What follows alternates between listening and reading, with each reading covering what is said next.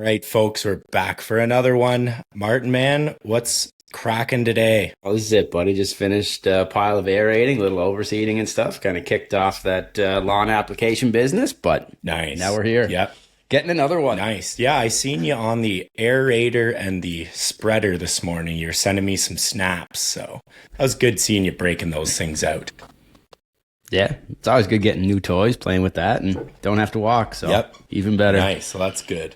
Well, guys, we got a really special guest on today. Martin and I love this guy. We've been watching and following him for a bit. Welcome to the show, Steph Narducci. Thank you. Thank you so much for having me on, boys. I appreciate it. Yeah, it's great having you on. I listened to the snow jobs episode you had with those boys. I didn't even know your name before, and Martin said, check out Narducci's Snow Pod. And I listened to it, and I'm like, oh my gosh, you're just running a show up there in the Sioux. So, Dude, wanted to that get makes you me on. happy. Yeah, I loved it. So, That's incredible. it got me thinking I should get into snow, but then it barely snowed here. So, Yeah, definitely need the demand for it if you want it to thrive. That's for sure. yeah, I know, right? So, nice. Cool. Well, do you want to just touch on maybe how you started and kind of what attracted you to the industry and go as far as little as you want, man? Yeah. Let's dive into it. Let's chop it up a All bit. right. So, young entrepreneur here in Sault Ste. Marie, Ontario. Currently 23 years of age. I decided to start my business at about 19 years old. Just getting out of high school. Was kind of sick and tired of working for other people, as we all are in this video call, and just decided to kind of start something that was right at my fingertips that I was able to do at that age, right then and there, and decided to get my hands dirty and start with landscaping. So I asked my dad if I could borrow his tools that he had in the shed. He said no problem. Let me start with rake, his lawnmower, weed whacker. He had a hedge trimmer, you name it, some hand tools, and I basically made a logo online, popped it on Facebook, popped it on Kijiji, started to get some leads for some business, and there I was off to the races. So that's a pretty dumbed down, simple way of explaining it. I could really go into context, but that's kind of how it started for me. I mean, what inspired me to do it?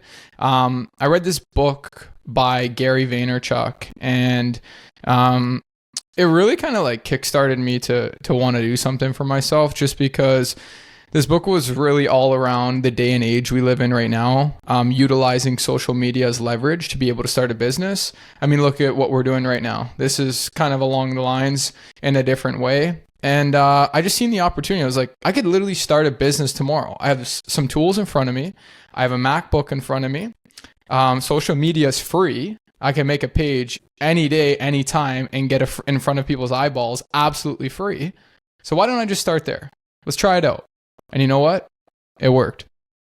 So It definitely I'd did. say it worked. as simple as that. I mean, I made it sound a lot easier than it Yeah, actually I was. know, But I'm going to be honest. The startup was simple as could be, right? I mean, like I said, I was grateful to have some tools and my dad's shed that I could use. I could use his lawnmower, his weed whacker. I was grateful enough to be able to get that from him.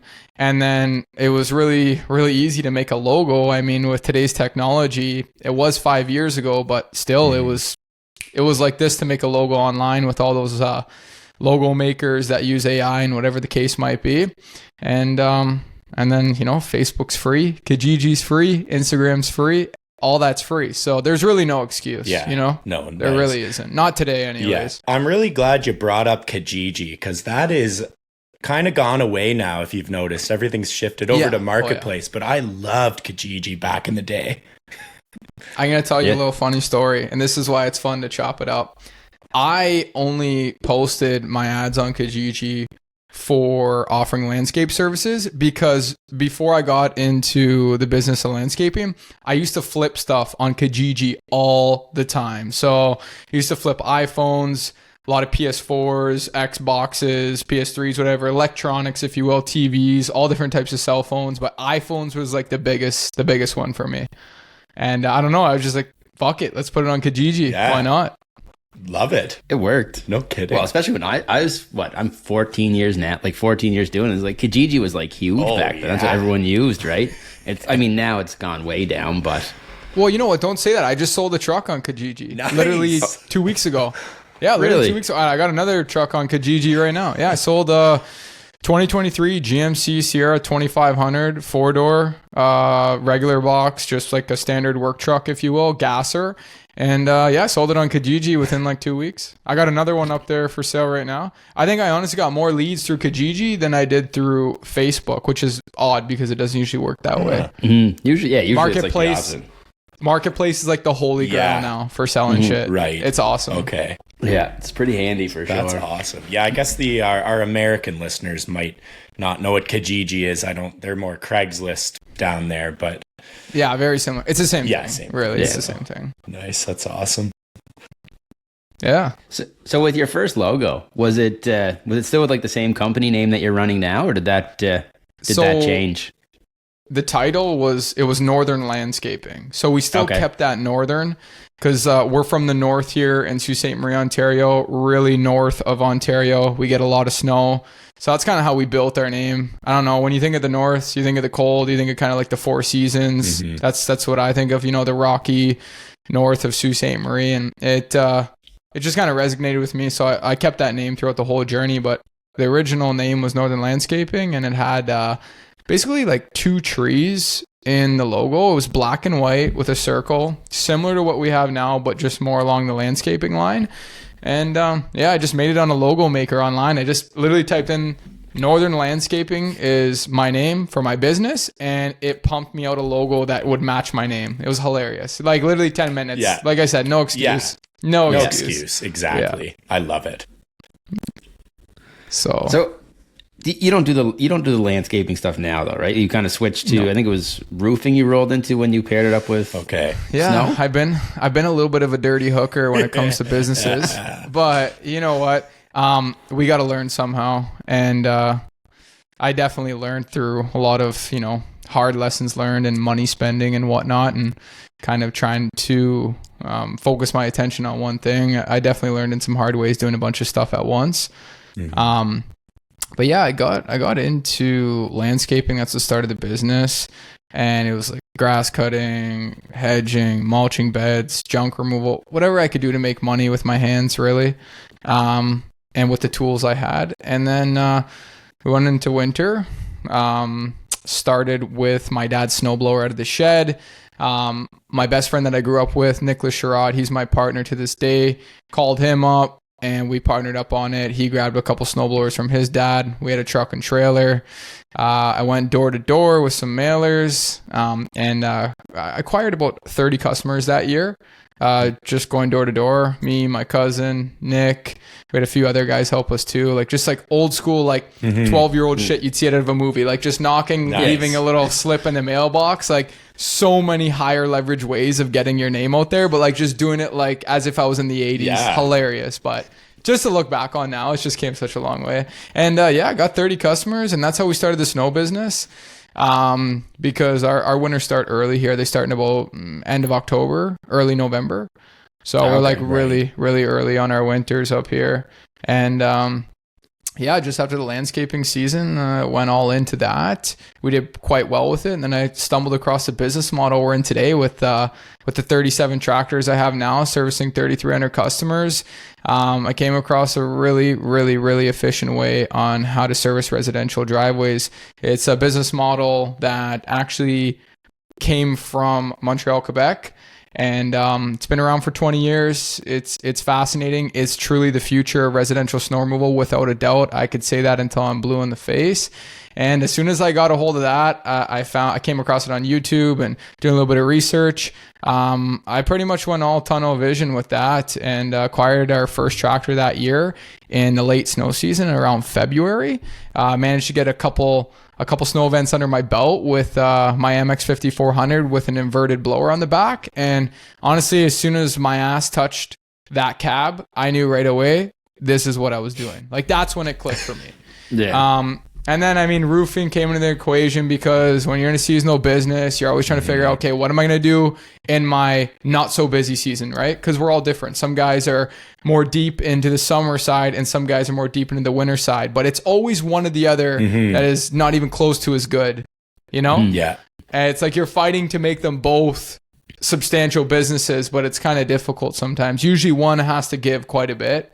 And the summer was very hard for us, having such short summers here. Like we're like 4 months summer, 8 months winter. Yeah. So it was always really hard tapping into our niche, and we brought it back to now the shirt I'm wearing right now, Northern Lawns, after trying landscaping, roofing, closed both those companies down, and now we're back to the grass cutting where we originally started, which is hilarious. Bringing it full circle. I love it. Yeah, literally had to test and try, man. But you know what I could say? The winter, since day one, since first year, that was it. Boom, tunnel vision. It resonated the way it should have. And I didn't look back. I just kept going and kept going and kept going, putting everything I got into it. So, I mean, if you really want to be great at one thing, you guys know, doing what you do, if you want to truly be great at one thing, you want to kick ass at it, all your time, attention, focus, your heart, everything goes into that one thing. So to have a summer business at equal size as my winter business, it's just not possible, man. Something's got to give, you know? Yeah.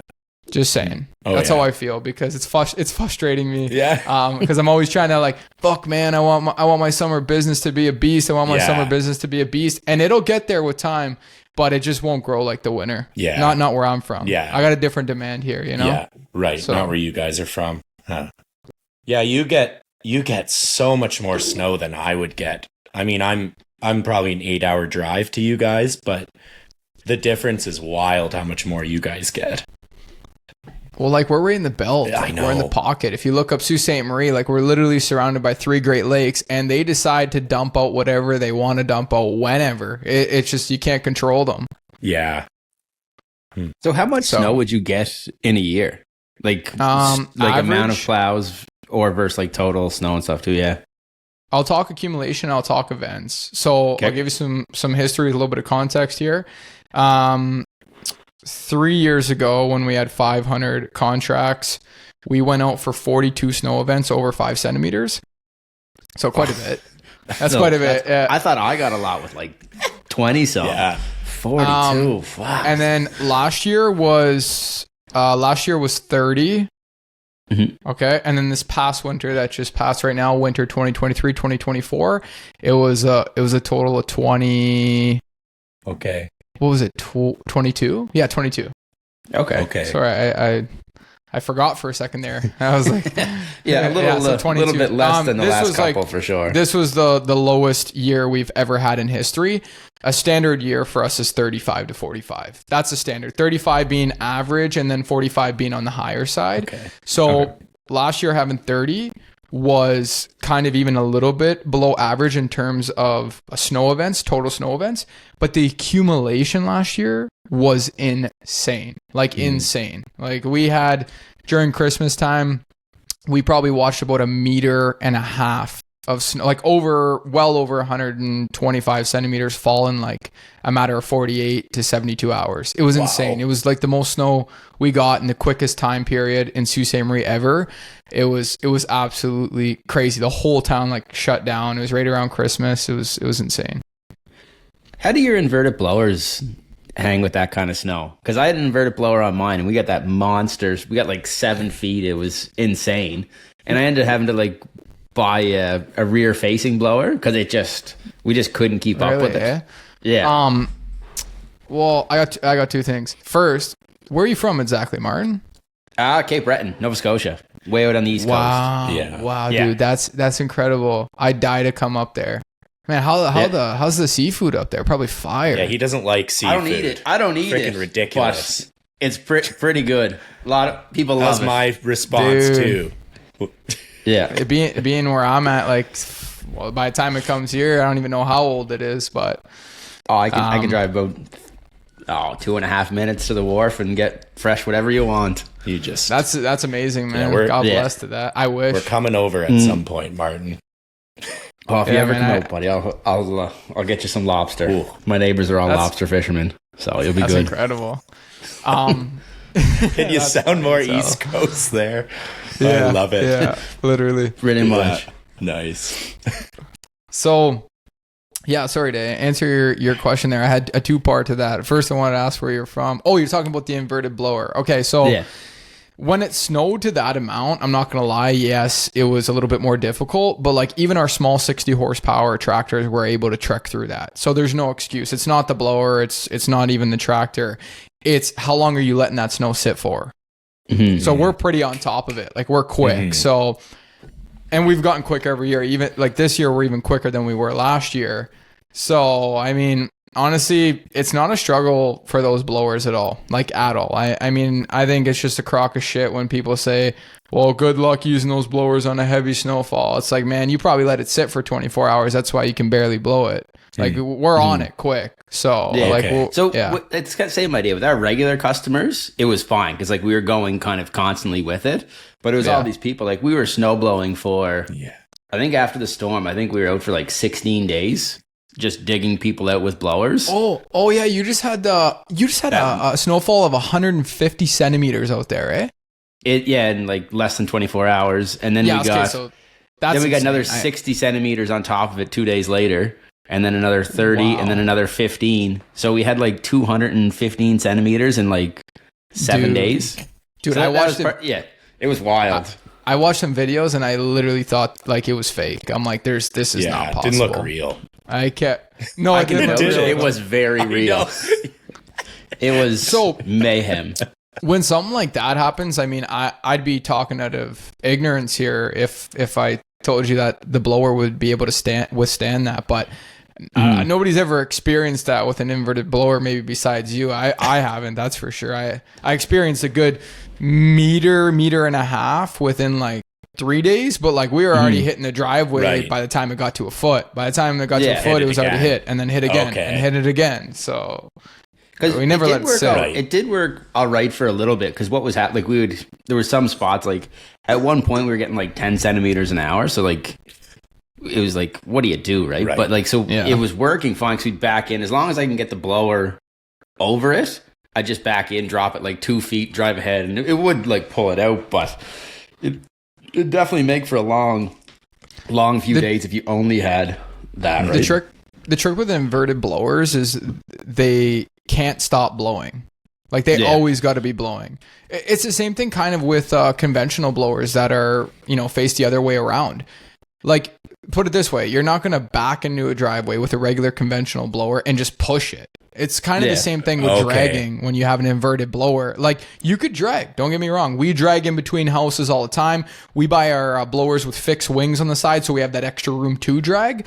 But it's the same idea. Like if you have a snowblower is meant to always constantly be blowing. Right. It's not meant to drag or pull or push. It's meant to blow all the time. And that's how you get the best scrape. It's how you avoid problems, clogging, headaches, you name it. Okay. That's how you deliver the best service. You always got to be blowing. And that's something we've been trying to train our guys more and more and more on. Even when they're in between two houses, those inverted blowers, when you tuck them inside, they could almost recycle the snow inside the blower if you put the chute down back into the auger. And we're really trying to train people more and more because it's just more efficient. It's better for the equipment, better for the driveway scrape, better for everything. Okay. And you run the Cyclones, right? Yes. Run the Cyclones and Normans. I'm really looking to score a brand deal these days, so I might jump again. Nice. Just because like I've really worked my ass off scaling this business, and I try to give business to the companies that kind of want to, be a little bit more inclusive. So for example, Kubota. Kubota heard we were doing this big deal. I kept poking the bear, and then next thing you know, they brought me down to their factory. They brought me for lunch. They keep in touch with me all the time. They send me free gear.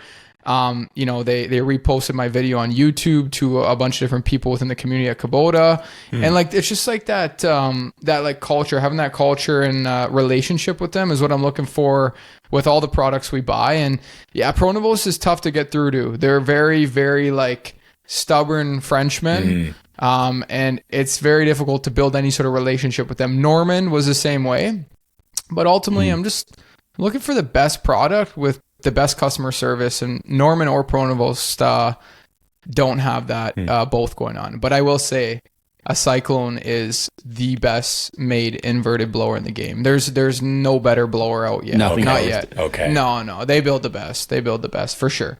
It's a piece of machinery for sure. So were you at the gorgeous. Kubota place in Pickering? Yeah, I went to it Yeah. twice. That's a wicked spot. Man, you honestly could go into the warehouse and have a full dinner off the floor in their warehouse. Wow. They It's, like, run impeccable. it like Wow, like a hospital. like no Clean man, as can even be. cleaner. Wow, it was really? it was insane to see. I got one video up on YouTube of me doing a slight tour in there, but it doesn't do justice. I had an original video, but they made me take it down. Right. Just because I guess there was some stuff in there that shouldn't have been shown, some things that shouldn't have been talked about. But yeah, honestly, guys, remarkable. Like, just insane to see. They have this certain culture in there that I can't quite explain, but they're very like family oriented. They're strict and they like to keep quiet. And I think I really respect that about them. Yeah, they're an insane company. Honestly, insane. Yeah, very admirable. They're wicked to work with for sure.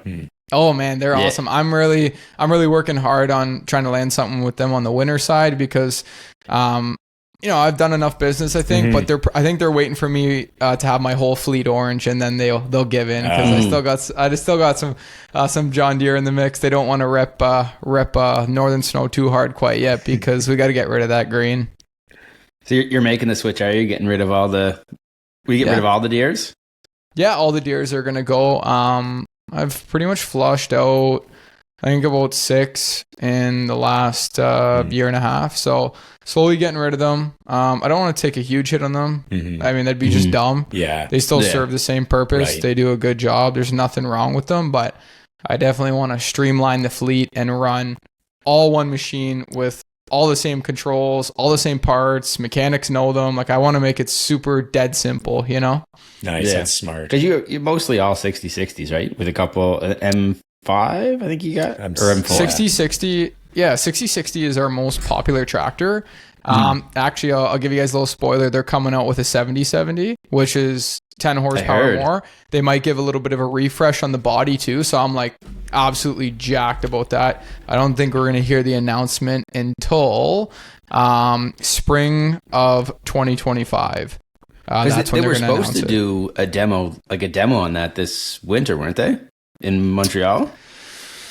They're supposed to have something with that 70/60 or whatever it is. I heard or 70/70. Yeah, the 70/70. I heard it was getting demoed this late fall. It's going to be getting demoed, and then it'll be for release like early next winter, kind of springtime, to get your orders in before the following winter. But the thing that I appreciate about Kubota so much is they're listening to the residential snow guys and commercial snow guys. They're listening to their consumer. They are trying to build a tractor for snow. And I think that John Deere is attempting to do that, and they did a half decent job. But like, Kubota's going all the way when listening to the consumer. They are building something specifically for us snow guys, and that's the company you want to stick with, man. They're listening to their customers. So, and the price point's great, insurance is great, 0% financing. How do you beat? I mean, I could go that. on and on. Nah, you can't. You can't beat that. Beat it. Do you run the Nordics on Yes, like sir. the Nordic packages? Every single one of them got Nordics, full Nordics. Nice. That's what I mean by listening to the consumer. Like, Right. if you think about where the 60/60 was 4 years ago and now where it is now, having the Nordics kit, like, they literally pimped those machines out to be able to get that upgrade so you could withstand doing snow with them. You know, putting the oil cooler in, the front mount fenders, rear mount fenders, accumulator, beefed up the 3-point hitch, front mount weights, Nokian tires, heated mirrors. Like, come on. Literally everything. They literally souped it up to be a snow tractor, and I think that's super cool. So, And the 70/70 things is supposed to be more dedicated, like a snow machine, pretty much, right? Yes, sir. From the leaks, this. So anybody listening to the podcast, this is explicit right here. So you got to tune in for this. Heard it here first. So, new Kubota's 70/70 dropping. There we go. I don't know exact dates. I'm talking out of my ass, but they just told me roughly dates, and it's going to be late this year for the announcement, and then launch will be 2025. But I'll be definitely getting my hands on those right away for sure. Yeah. Now, how do you like the M? You have an M5? Yeah, so that was the original question, and then we went off into a rabbit hole there. Yeah, so we got a majority L6060s with Pronovo Cyclones on the back. Great combo, awesome setup, love it to death. And then we got some John Deere 4066Rs in the mix, direct competitor tractor. And then some M5 111s, so 111 horsepower, 5 series Kubota. And then we got some John Deere 6110Ms, which is a little bit bigger than a 5 series, but still packs the same horsepower under the hood. Bigger chassis, just a little bit of a bigger tractor, more of an agricultural tractor, if you will. Okay. So that's what we're running in the fleet right now. But I'm trying to dumb it down to 6060s and M5 111s. But I don't know, like I like the M5 111s. I do. They're a great machine, very nimble, super compact, tons of power for such a small machine. I just don't like the transmission in them. That's all. But if you keep them with warranty and when the warranty's up, you sell them, you'll be okay. Yeah. So do you stick with the 6060s for like the hydrostatic and just kind of general? Yes. Yeah. Yes. Man, you can put a monkey in them. For blown. Yeah. Yeah. Pretty much. Makes it pretty simple. Yeah, you want to make it as simple as possible because, I mean, the employees that come with the business, I'm not saying they're horrible. We have some great guys. I love them to death, but some guys could be a little bit rougher. I mean, anybody waking up at 1, 2 in the morning to get the pay you do in the snow business, you know, usually it's a little bit rough around the edges. And they want something simple, man. They don't want to work too hard, you know. They'll go for hours, but like, just don't give them something complicating. It just doesn't make sense. Keep it simple. Yeah. Keep it stupid simple for sure, man. Yeah, absolutely. Nice. So how many driveways are you at now, do you think? 3,300 right now. And okay. Holy jeez, that's wild. It's like, I know, like people say it's wild, but I'm like, it doesn't seem that bad to you? Okay. 2000 seemed more crazy to me. I don't know why. I think it was the jump in scale and then like the snow accumulation. I think that's what kind of did me in more. Plus being, I don't know, just so like I was experienced, but not that experienced. So you guys got to remember, I went from 500 to 2000. Okay. That's a 4 times growth. So it was like a few times it felt like everything was definitely crashing and burning. And there was like some snow events where I was up for like literally 3 days, no sleep. And like, that's just hard on the body, hard on the brain. With all those personal guarantees and stuff like that going on, when you're up for that many days and shit's hitting the fan, you think about some scary things for sure. Like no doubt. So yeah, 2000 felt like a crazier accomplishment than the 3,300. 2000 to 3,300, still a big jump, huge jump. I'm proud of it, but like, yeah, like the 500 to 2000 was like, yo, holy fuck, kid. Like, you're lucky you made it through that. Okay. Like it was a big jump for sure. Okay. I guess you already have your system in place kind of thing from 2000 to 3,300. So it was smooth. Yeah, it was smooth. And you know what? We lucked out with the light year. You know, I could sit here and say that if we would have got some more snow, I would have had a little bit more of a difficult time. I wouldn't have said it was that easy. But we were just all over it this year. We were out there just doing hot laps. Nice. Literally hot laps. Every time we went out, we just got quicker. And, you know, it was to a point where guys were making 2 passes in like 7 hours. So that's just like touching driveways twice in 7 hours. It was remarkable. So I'm like, yeah, we really got this shit in the bag this year. But we didn't experience any real snow. So I'm it was whatever to me, you know? Easy winter. Do you plan on keep growing it? Oh, absolutely. Going to keep on grinding it out. Yeah, I definitely want to max out Sault Ste. Marie. I mean, we've pretty much became a household name here. I think that the demand in the market is going to keep growing itself. Like, let alone from me doing what we do. I think just the market's going to keep growing because the elderly population in Ontario and Canada, North America wide, this is a very big growing market, residential snow. Grass cutting too, lawn, anything to do with lawns too, landscaping, that's a growing market as well. But if there's like one huge demand, it's snow. Like elderly people can't do snow. They're scared to do snow. They don't want to have a heart attack. They don't want to pull their back out. And it just keeps growing and growing and growing and growing. And there is no signs of this business stopping, in my opinion. So yeah, I'm going to ride the train and keep growing the fuck out of it for sure. Love it. Yeah. So Sault Ste. Marie, I'd like to be not tapped out, but I'd like to fulfill 5,000 contracts here in the next couple of years.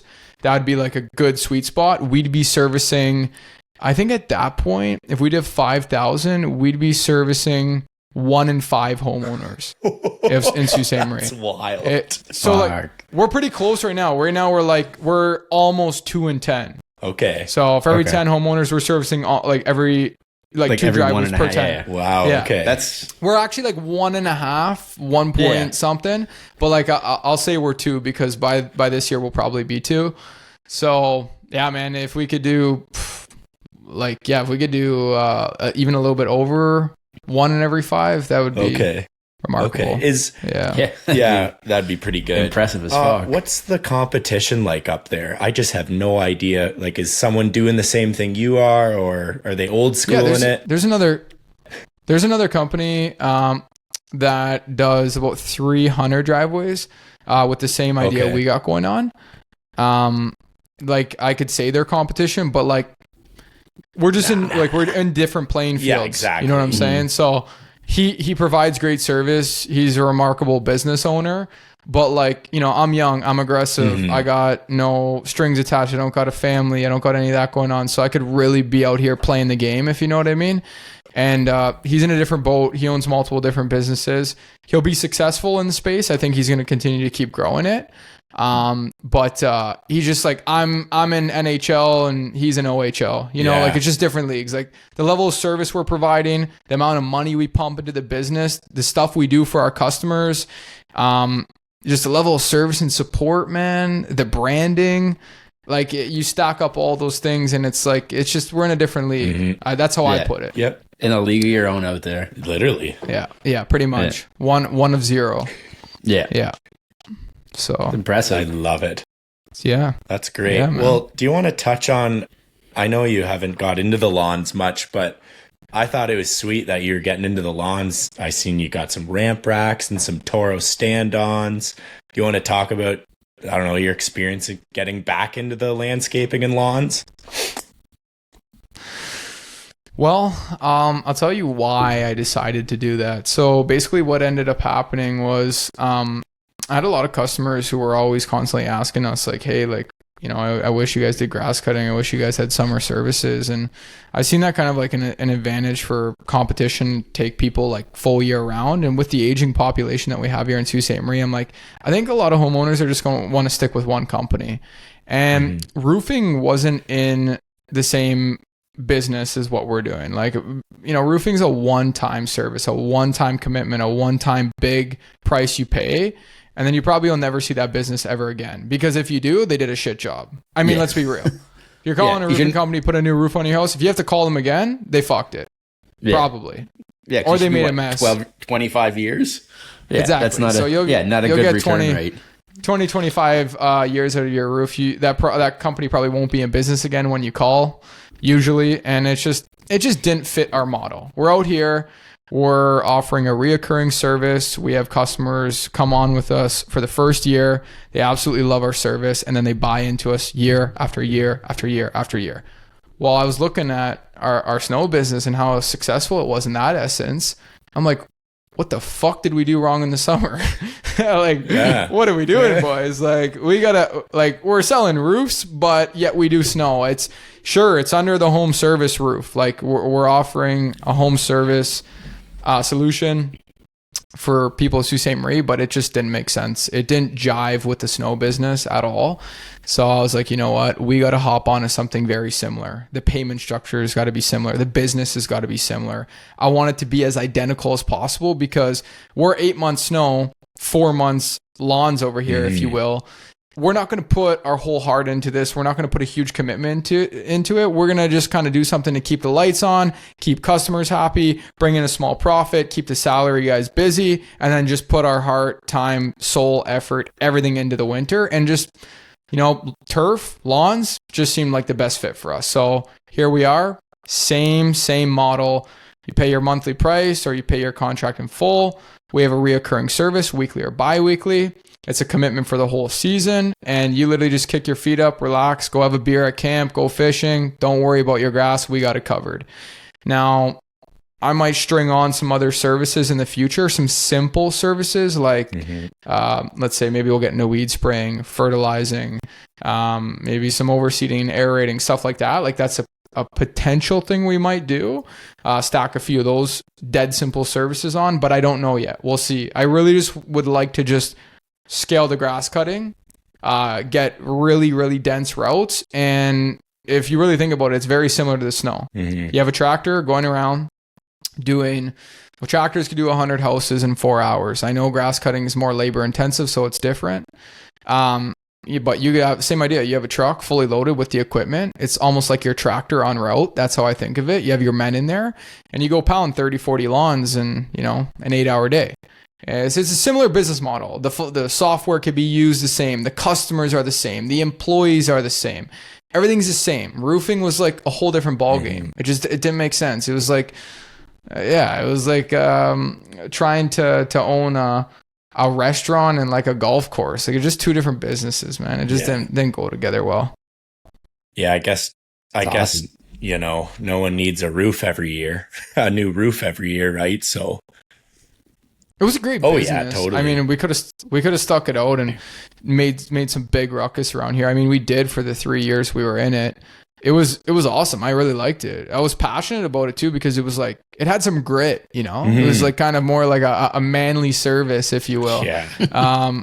And the guys who came with it banged. Like they banged, man. They were like they were tough motherfuckers for sure. Those roofing guys are nuts. They don't mess around. They're wild, man. Yeah, they're crazy. No, they don't. They don't. Great guys. We had some good guys, honestly. We didn't have any boys that were rough in the regard of like doing drugs and drinking and stuff like that. We had some pretty straight shooters that just wanted to work hard and make money, and we paid them well. So it was a fun business. Honestly, it was cool. I enjoyed it. Nice. I know you mentioned the weed spraying. I think that would be a huge thing to mix in there with your customer base. One guy can do it's so profitable, and one guy can do so many spots in a day. I'm like 100% convinced on doing it next year, but I just wanted, like, going into this new endeavor, I didn't kind of want to overdo it. I definitely bought a little bit more lawn equipment than I thought I would need, but I did that with the intent of being like, man, I got a customer list that's 3,300. I'm not all going to want grass cutting, but at least like 10 to 20% of them are going to want it. I rather buy the equipment, be prepared to take the bandwidth of work on instead of, only having a couple mowers and then losing out on all that business. Right. So sadly, I'm not going to have it all fulfilled this year, but next year and the year after, I'll have most of the equipment fulfilled, but I'm going to get into weed spraying for sure. It's so stupid simple. Yeah, it is. Yeah. It's, you get, like I said, 10% of that, 33 or 330 customers. That's a pile of money. Fuck yeah. Oh, yeah. Love hearing it. Yeah. That's awesome. But. So it's definitely in the wheelhouse of things possibly to do next year. I know you have to get some sort of certificate or license to spray. And then I think the biggest thing for me is hunting down the best product, because I don't want no garbage that's not going to show results. Like, I don't want to be known for that. I don't want my name tied in with that. We're known as a very service quality company that provides like, top tier service. And I just don't want to be known for the company that comes, like the Weed Man, for example. How many times people get the Weed Man to come by their house and like nothing changes, man. Like, you're gonna gotta do like 20 applications for yourself to see a little bit of change. And you know what? It probably wasn't even the chemicals they sprayed. It was the fucking you watering your grass, for Christ's sakes. You know what I mean? Yeah. Oh yeah. So it's just, I wanna have a product, if I get into that business, that actually shows results. And I know that's difficult in Canada. So I need to do some research, meet some people, do some hunting. I know there's a guy in Quebec that's very successful with it. He does like 10,000 lawns and just does that. Yeah. Oh, those guys are nuts. I don't know like who he is firsthand, but one of my buddies was going to introduce me. It was Ted from Summit Lawns. And he knows of him, so maybe I could get in contact. But end of the day, I just want good product if I'm going to get in that business. I don't want to be spraying no bullshit. Yeah, I don't want to ruin your name that you made and everything else with shit weed killer. Yeah, exactly. But yeah, no, I've heard from a lot of people that if you could do those quick little easy services, I mean, it goes hand in hand with the lawns. It's not basically a whole separate business, so I don't mind. And you could just tack it on their package and their contract for the year, which would be nice. And yeah, I don't see why not. We'll probably end up flying with it. I could see it happening next year for sure. Sweet. I definitely want to make more revenue in the summer because it's just like our summer gigs just tiny compared to winter. So definitely I'll probably end up doing that. Now, I know you mentioned salary guys, so you keep guys on all year round, do you? Yeah, so right now, for my salary boys, we have 2 shop guys. One's a manager, one's just basically a helping hand, maintenance mechanic, if you will. So there's 2 in there, and then there's me, there's my partner, and then there's 3 salary guys in the office. Okay. So 2 customer service reps, and then 1 operations manager / office admin, if you will, like kind of just office manager looking over the office, making sure the CSRs are doing what they're doing. And then we'll probably bring in another person come sign up season for the winter that'll run the front desk because it gets pretty crazy. And that's pretty much wraps up like our salary team. And then we also put guys on salary too for doing grass cutting. We just pay them a flat rate every single Friday. Here's your routes. You have to get your routes done. Like, this is your obligation. So if you get rained out 2-3 days, I don't care. You're coming in on Saturday, Sunday. They need to get done by end of week. It usually works out to about 40 hours. Sometimes when they're quick, they might get done in 35. All it to them. They damage something, it's on them to go fix it. So I like the consistent pay.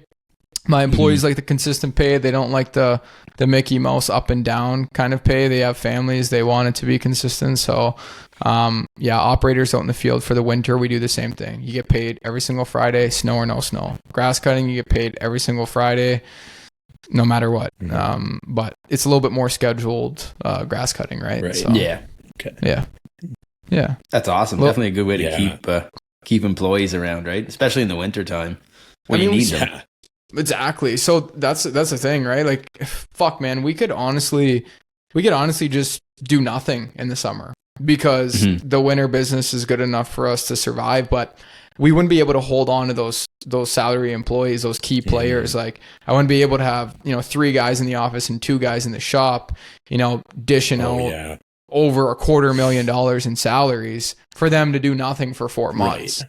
It's just like you'd lose momentum. Plus your customers, man. What about your customers? Fuck, like, I know the employees for sure, they come first, but the customers are pretty equal. Like, what are you going to do? You're not going to provide them any sort of other service in the summer.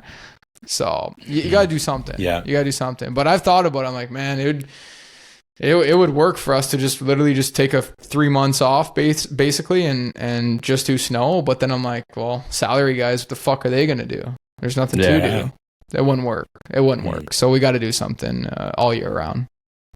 You'd probably go crazy sitting around trying to figure out what the hell you're going to do for 3 months while you're waiting for snow to come back. I don't know, man. Like, we're just finishing up our winter stuff right now. Okay, it's May 1st. We're not quite done. We have another week and we'll be officially all. No, fuck that. We have like 3 more weeks and we'll be officially done everything. And when I mean officially done everything, I mean like all the damages have been done, all the gravel cleanup's been done. All the pickets have been stored away. All the tractors have been fully maintenance ready to go for the summer to sit there. All of them have been crowned, undercoated, sprayed, washed inside and out, filters, you name it. Just a full maintenance checklist. We're about 3 weeks away from being completely done that. So let me just add it up for you guys quick because it's pretty simple. We'll be done almost by June 1, all the snow stuff completely. And that's off a light winter, okay? Because now we're bigger, right? We start renewals August 1st. So what do you technically have off? It's June, July. Done. Yeah. So, and then we're right back to renewals. August is crazy for us. It's like a war room in our office because everybody wants to take advantage of the early season sign up promotion and everybody goes crazy. So, man, August we're back in it. So I'm like, yeah, like honestly, we could literally run a business that we do 10 months and then or 9 months if you will, and the guys take 3 months off, but I don't know. It doesn't sit with me. I feel like everybody would kind of lose some momentum and ambition. And like, I don't know. You never know what the future holds for maybe a different city. But for here, I think it just makes sense to create revenue 12 months a year. Like, you'd just be dumb not to do something with that customer list in the summer. Oh, that's you know, list alone. No brainer. Dude, worth like, its weight in gold. It makes no sense, like, not to. Like, you should definitely be utilizing it. So we are. Yeah, I would go crazy, but I'm already prepping for next winter. Like, I'm already, writing my list out. I'm talking to the marketing team. We're getting stuff ready. I'm making improvements on the back end. We're making internal improvements to the equipment, improvements to operations, training procedures, systems. Like, man, I'm working on it right now. I'm not even really so focused on lawns. Like I said, lawns is for my salary boys to keep the lights on. I put a lot of time into it over the winter when I had spare time. And that's what I'm going to do for next year as well. But right now, I'm focused on next winter. Mm-hmm. So for me, it's You're pretty much all year round doing it anyways. Yeah, no kidding. Pretty much, dude. Honestly, at this point, this year was a big eye opener for me because I'm like, holy shit, like, we're not going to be done till like end of May. And then what? I got June, July, and then I'm back in the weeds of like crazy hours. Because sign up season, like, that's like my favorite time, is just getting on the phone, talking to customers and signing them back up for the year. So, I mean, I'll pull 12-hour days every day, and then I'll hammer the weekends too. I'll literally call customers on the weekend. The whole office is closed, and I'll just sign people up because, like, why not? It's the best time of the year. So that's awesome. So are you getting, I know your website's pretty sick, pretty detailed. Do you get a lot of people signing up directly through that, and then you like quote it for? Well, actually, no, you can they price right through it, right? Through the different. Yeah.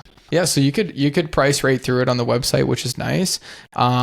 We are going to we're making some new improvements on there. So, if anybody's listening from Sault Ste. Marie that signs up with us, they could see what happens there. There's going to be a really sweet feature for customers to be able to pay now right through the website. But what we always did was you just go on, you'd pick your driveway type, pick your surface type, tell us how you want your notifications, put your information in.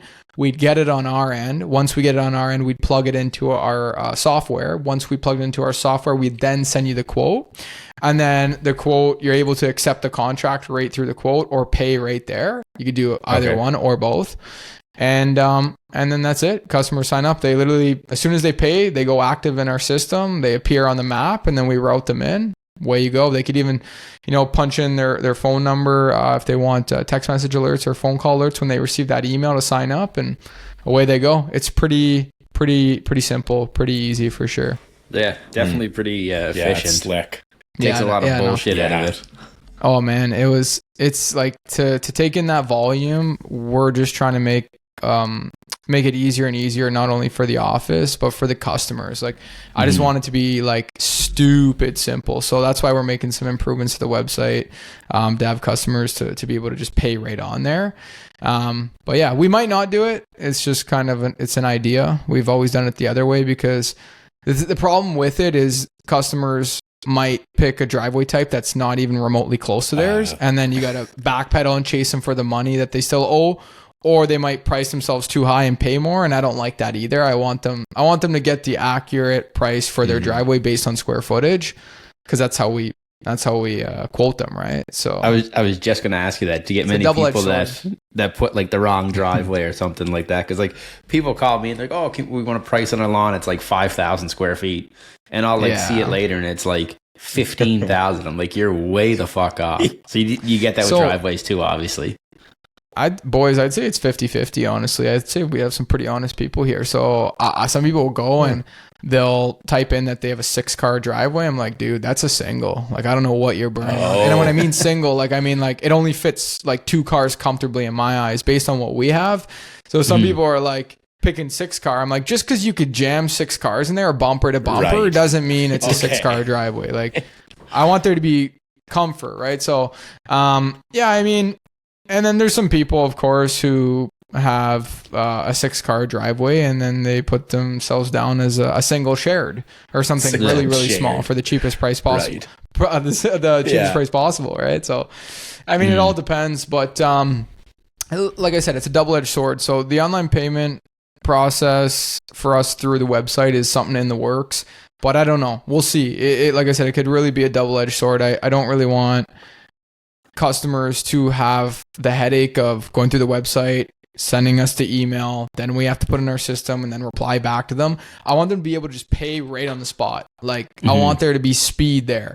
But with speed, there's a caveat to it. Yeah. You run the risk of losing out on, $100,000, let's say, if there's a couple thousand customers or 1,500 customers who underpriced their driveway, and you just never decide to chase them for the money because you're like, well, fuck, that's what they picked. It is what it is. I'm not going to invoice them for $100 because they picked the wrong driveway. That's where it becomes a bitch. Yeah. So, okay. Hey, I'm sorry. I probably swore a lot on this podcast, but fuck it. That's what this is all about. Good. Yeah, we're not. Now, are you trying to set up your lawn stuff the same way with that? Or are you like pricing that by square foot, or how you doing? Same software, same square footage idea. Okay. Yeah. So for the snow side, we just, we have our polygon lines on our geocoding system on our software. We mark the driveway, gives us the square footage, boom. And then the lawn, same thing. We mark out all the grass, gives us the square footage, boom. We have our spreadsheet with our prices based on the square footage. And then away we go. We give them their price that way. So. Yeah. So you're able to price everything right from like your office. You're not out looking at... No, all these we have in persons when Google Maps shits the bed, which I think that Google Maps, like if they could get on a system of kind of updating every year, it would help guys like us a lot. But I mean, what the fuck do they care? It sucks sometimes because we're like going to look at in persons. I would say almost daily. Like there's basically one guy like dedicated to that from the lawn side, and then the snow side's nuts. Like every day there's a guy going to do in persons because Google Maps, like there's a lot of trees where we're from, and you're like, oh fuck, I can't make out the driveway, or there's a rural driveway that's just like super long and windy, and you're like, fuck, this is like, it's just not going to work on the Google Maps, Okay. So that's cool. Well, at least you can do it, most of it, a chunk of it anyways, from the office instead of having to fuck around and drive all day. And that's a win. Yeah. Save a little time anyways. Right? Yeah. Nice.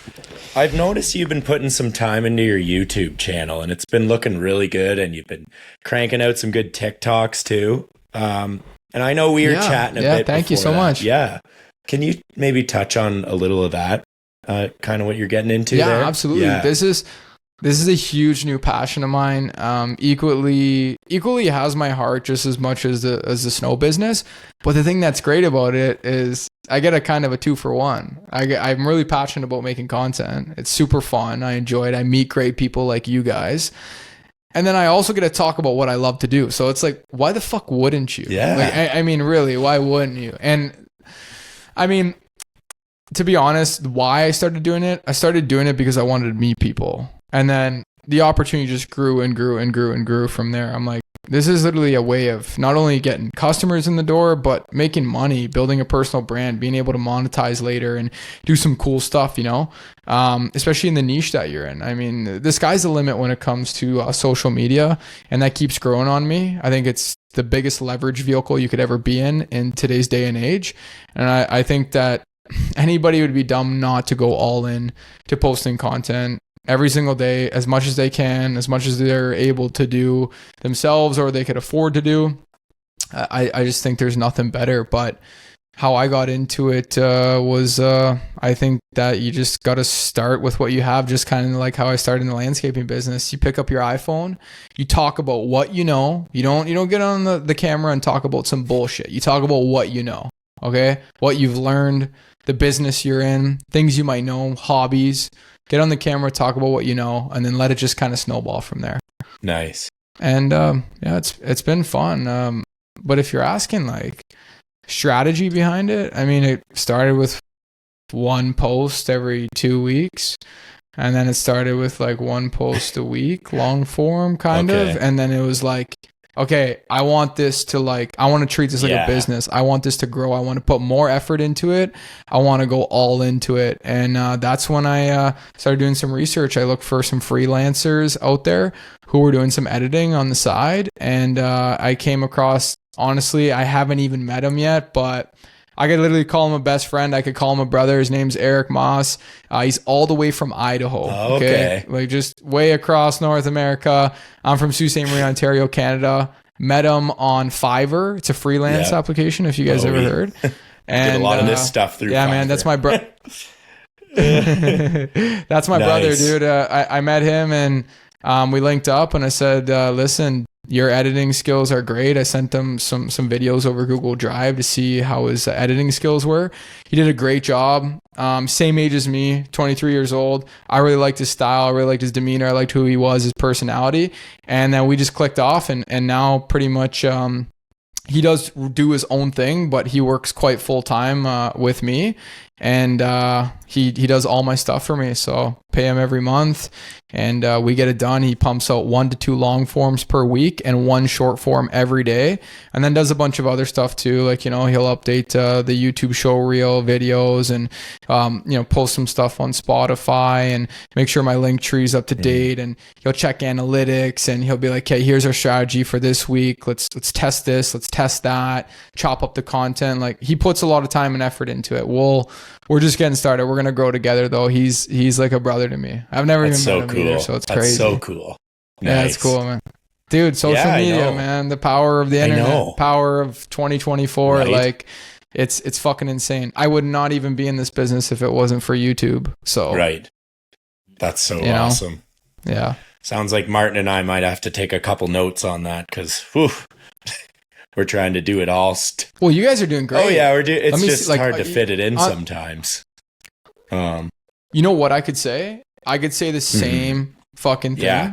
It's very hard to fit it in, but you got to kind of figure out a way that you can make content, and you like making it in that way. So for me, I like talking to people. I like meeting people. Podcasts are awesome. And I do love vlog style as well, but podcast is more fun for me. So when you can enjoy to do it a little bit better, like say you like doing more podcast style, just stick to doing that then. I mean, you don't have to fucking do 100 different things, right? You could get really big just doing one thing. I mean, look at Joe Rogan. Is he spitting out shorts every day? I guess he's not. Is he spitting out shorts every day? Other guys are spitting out shorts for him.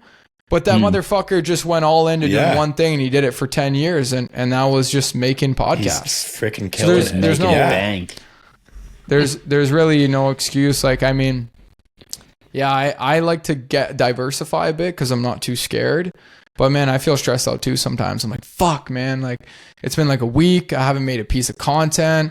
I'm like talking to Eric. We're doing our weekly meeting. I'm like, bro, what the fuck do I do? Yeah. Like, I'm kind of in a slump right now. And I'm like DMing people to try to get podcasts lined up, because I think it's like just the all-in-one action pack. You could get a long form YouTube video. You can meet people. You could have their audience check out who you are by collaborating with them. And then you also get shorts out of it. So like, man, that's the Cascade all-in-one action pack right there, man. Like, what do you want? It doesn't get better than that. We'll cut this one up and post a couple of reels, and we'll collab with you. We'll play the game a bit here. Me too. So I'll definitely get some professional style reels out of this. You guys got to, when we're done this, we got to get a drive together and just throw everything in the drive. I'll throw all my stuff in there. And then I'll definitely make some short form pieces on my end. And then every single time I post on Instagram, I'll ask you guys to be a partner on it. I think I could put you boys separately, and then you could just post it right to your page, just like that. It's pretty cool. So my followers will see you guys, and then your followers will see me. And look at that. That's what it's all about. That's the beauty of doing pods. I know. Yeah, it's been fun. Oh, that's great. Similar niches too. Yeah. So people are going to eat it up. Love it. Oh, I love it. Well, most lawn guys are in snow, right? A good chunk of them. Everybody but Brandon. So let me ask you boys a question. So, Stripe Life, Canada. Okay. That is like, explain to me that. Is that a business, or is that the podcast? What's that all about? Or like, I'll tell the whole thing. So my business is called Brubaker Horse Landscape. And I went down to the Equip show. Martin and I went down last year in Kentucky, and I met Ken, Stripe Life USA. Ken, do you follow that page? So Stripe Life USA, there's the Stripe Life USA page. So then I which one has like 60K on it, 55K, 60K on it? They both do. His has 63 or so K too. Mine's. Oh man, I'm following Stripe Life Canada, not USA. Yeah, you got to follow his too. Yeah.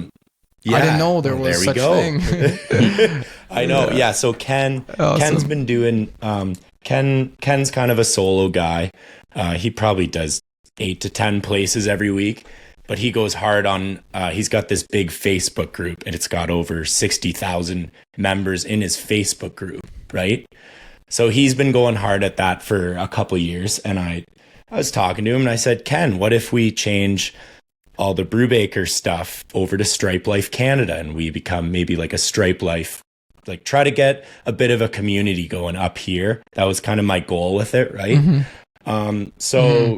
I don't know, we worked something out and I changed everything to Stripe Life Canada, and we're kind of trying to do what Ken does down there. He does a lot of giveaways, gives back to the green industry, and showing, I don't know, just how we do things. His appreciation. And it's I don't know, it's just it's more of a community thing I wanted for up here, right?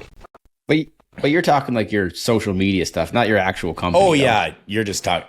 Yeah. It made it sound like you changed your whole company. You're talking like I just social media my side. online branding to Stripe Life Canada. That's what I did there. Okay, but your actual business it's your last name essentially, I have a right? partner as well, so it's my last name and his last name, and like I'm from Elmira, very big Mennonite community, and like my background is Mennonite, so is Tyler's. So Brubaker, really? Brubaker and Horst have a lot of pull in this area. So I get quite a bit of older people that go, "Oh, Brubaker, Horst, good couple Mennonite names. Must be hardworking guys." And we are, but so no, that's what we got going on over here. That's incredible, man. It's been really fun. That's fascinating. I know it's been fun. So Stripe Life Canada was pretty much just like a social media platform for a community to talk about the grass cutting business. That's exactly it. That's plain and simple. And you grew that organically, or was that like through kind of, the community that he had on the USA side? So I grew that organically. The page was called Brubaker Property Care, because I started solo 6 years ago. So then I grew that organically just on my own, taking my tripod out, iPhone on the tripod. I focus on like more satisfying lawn striping time lapses, the POV edging videos. Like that's kind of my thing, right? Yeah. And they get amazing views. So I grew that and I switched it over. And when I switched it over, I've probably got maybe 2,000 more followers, but it's consistently growing every day now. So I'm pretty excited about that actually, because I was losing followers like a year leading up to it, right? Because it's at 60,000 followers. Yeah, on Instagram. So I find you gotta be consistent with Instagram, or you do start losing followers. Yeah. So what's another thing too I found that the algorithm likes? It likes high quality audio and video. Okay. Instagram will republish your post into the algorithm. It'll push your content into the algorithm if it has high quality video and audio. You guys got to remember, right? Not saying that you guys don't know, but like for me, it was a reminder. Instagram, and my editor pointed this out to me. He's like, man, Instagram was founded on high quality pictures. That's what Instagram was known for. Yeah. You went to Instagram to see nice, high quality pictures when it came out 10 years ago, or, people posting about their whatever with a caption, but like, it's always been more of a premium, high quality platform. So they want to keep it that way. There's definitely some less high quality stuff that goes viral. Definitely. But I think sometimes that stuff does better on TikTok.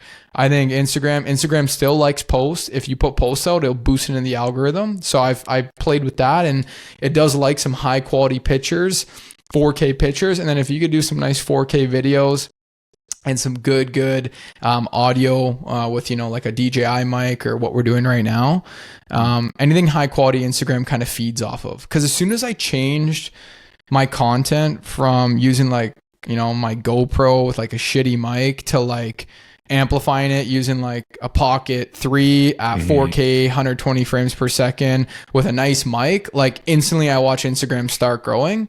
Now it could have just been like luck, right timing. But like, I don't know. I think my boy Eric made a solid point. He's like, man, Instagram just wants high quality content. That's the platform. That's what it was built off of. Where TikTok, I was already blowing up on off these shitty low quality videos I was posting. Not shitty videos, but like low quality audio was torn up. Wasn't really the nice frame for the video, and like I was getting views like no tomorrow. I had shit blowing up on TikTok, and my Instagram was weak as hell. And I'm like, dude, like what am I doing wrong here? And he's like, we got to make a pivot. You got to put higher quality stuff out. Like you got to invest into a little bit better gear. You got to just put a little bit more of an effort in to try and get some high quality content out. And ever since I've done that, I've grown the page like 1,500 followers, I'd say, in the last like couple months. Ever since I've done that, so it's going good. It's on a slow burn, but it's Instagram's definitely difficult to grow on. It's challenging, big time.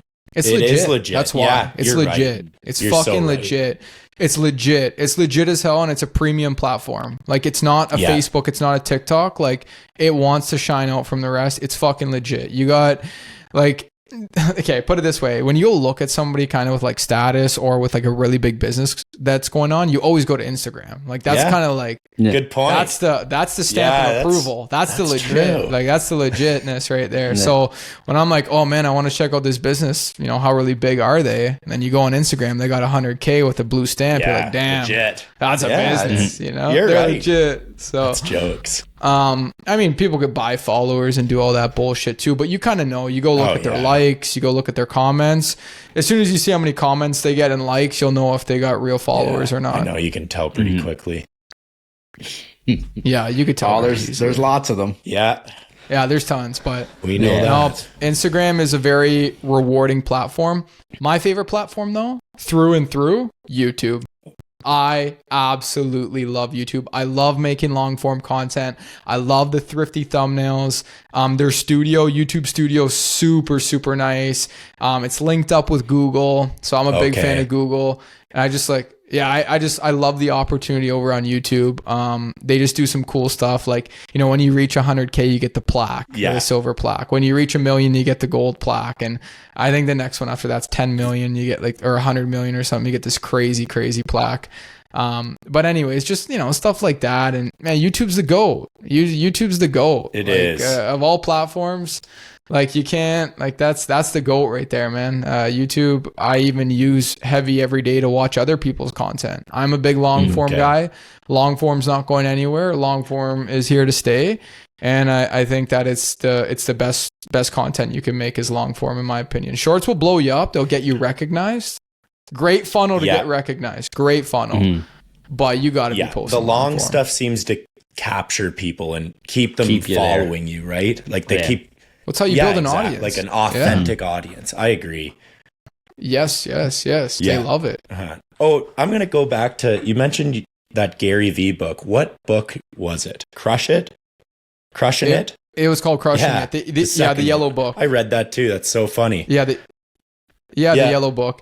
And that was like back in, I think he made that book in 2017, 2018. And I read it in like 2019. Same year. And he was like basically just expressing, guys, wake the fuck up. Yeah. Like it's never been easier to start a business. I don't want to hear your bullshit. So it was just like such a slap in the face. I'm like, man, what the fuck am I doing right now? Like I got Instagram at my fingertips. I got a brand new iPhone in my hand. I got a MacBook in front of my face. I got a vehicle. My dad's got some tools that I could use. Like there's just no excuse. I'm getting down to it. And that was it. He pushed me over the edge to make that jump was Gary Vee for sure. I totally agree. I was doing, 3 or 4 Insta Reels, TikToks when I was really pushing it. And I totally got all of that from Gary's book, right? So amazing. Yeah. That's pretty cool. Yeah, I know content, man. It's just all about consistency, but there's definitely strategy behind it. Like kind of like how we made the pivot on Instagram because like we weren't growing on Instagram, and it's the same thing on other platforms as well. Like I don't know, man. You got to be relentless with it, and you got to be consistent. And I think if you're consistent for long enough, you'll grow. Period, because you're going to learn along the way. But there's strategy behind it. You definitely got to make pivots now and again. You got to do things differently. You got to take different style content. You got to switch it up a bit here and there. So, Nice. but you want to stay authentic. Like, you want to be known as Stripe Life Canada. You best be putting out videos of fucking stripes for life. I know. You're right. Forever. Oh, I know. Yeah. So it's like It's so funny. it's like if I want to be in the snow business and be known as this big face in the residential snow removal industry, I best be posting videos about snow quite often. I know. Right?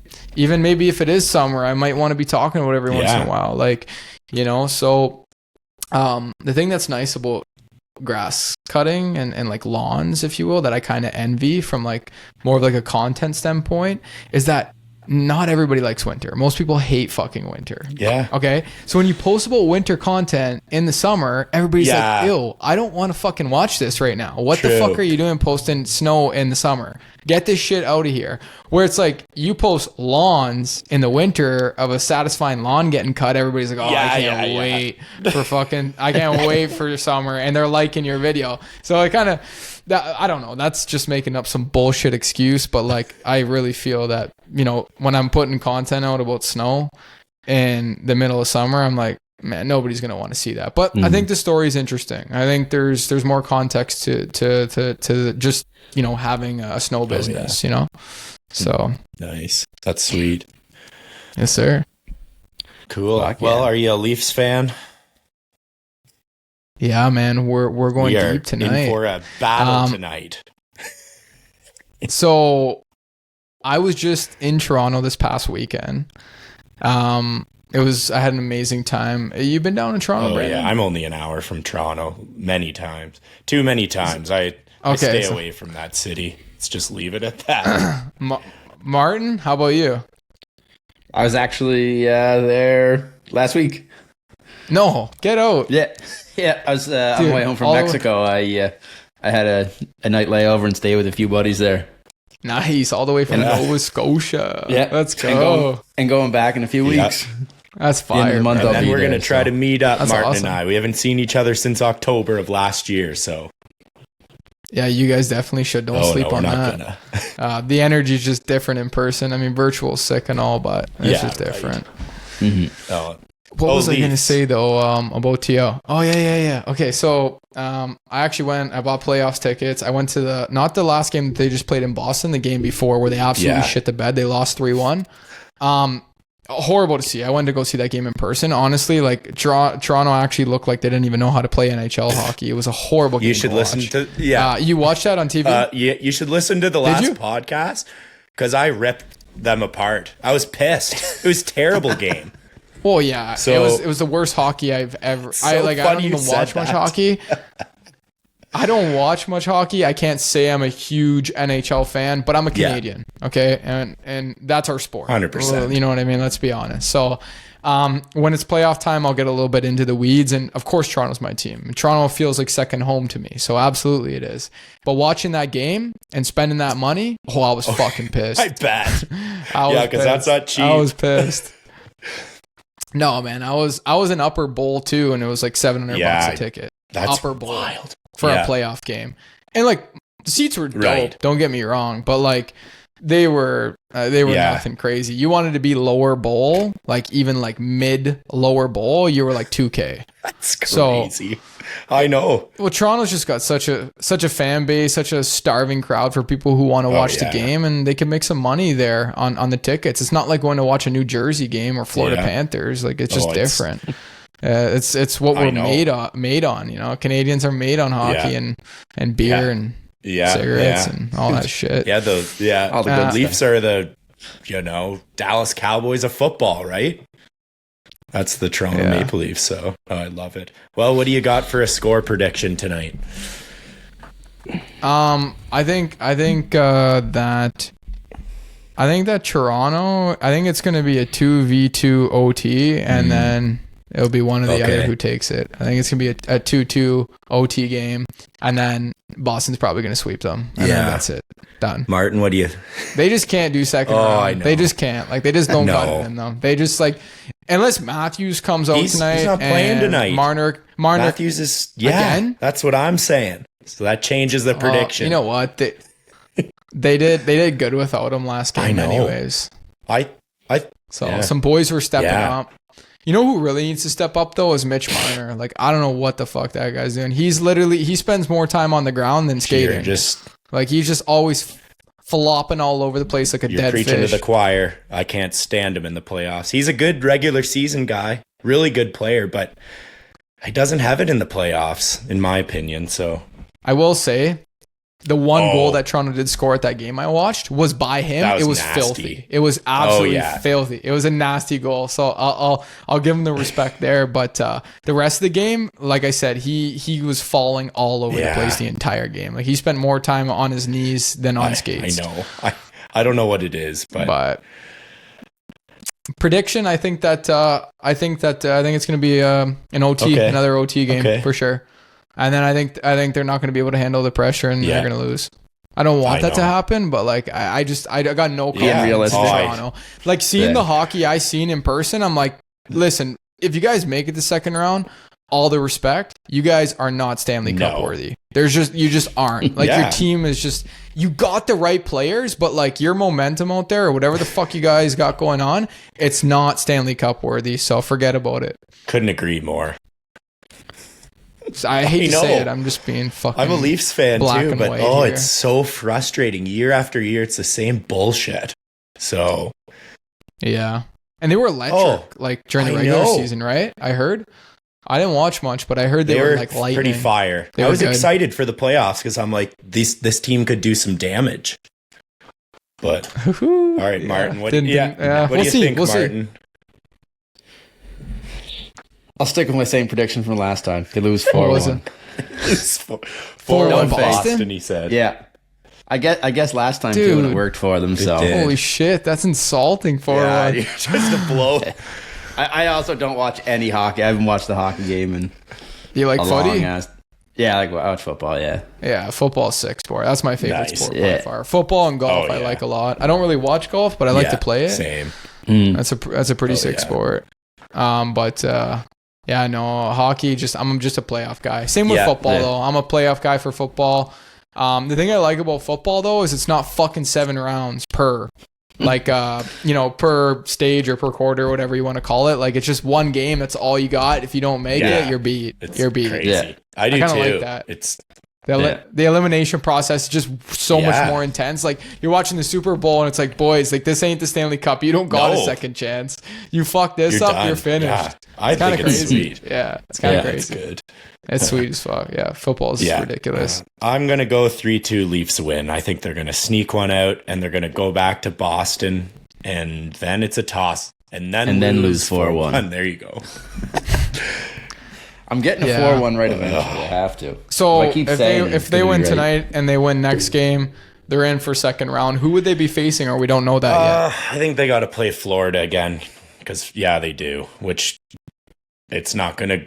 Panthers is electric. Are so good. They're such a cool team to watch in the playoffs. Like when I seen them, was it 2 years ago when Toronto made it to the second round? Yeah, right? 2. Yeah, last. Was it last year? Oh yeah, it was last year. Man, Jesus, it was last year too. Yeah, like their goalie, Bobrovsky. What's his name? Bobrovsky. That guy stands on his fucking head. Yeah. Okay, that is an incredible goalie. That guy, he is one of he's one of those guys that can just elevate his game when playoffs come, and only certain guys can do that. He's definitely one of them. Yeah. Yeah, he's an incredible goalie. That whole team was super cool to watch. They got grit and they got good chemistry out there. Good chemistry. Like, I don't know, man. We'll see. Matthews got to come out of the closet. He's got to put his big boy pants on. Marner's got to get on the fucking skates. And they got a bunch of other good players to help out as well. Yeah. Like, they do. Like, they have an insane team. Like, they should be able to push it past second round, but I don't know why. They just don't. And the fan base is incredible. Yeah. It's incredible. Like, you go watch a Toronto game, and I'm like this fan base is incredible to see. Like, the pressure's on, boys. It's on. You got to do something. Like, everybody's been waiting for fucking 60 years now. Yeah. Like, let's go. 1967. Yeah. Yeah, so even longer, right? That's good. Hilarious. All right, well, we're going to get to everyone's favorite part of the pod. This or that.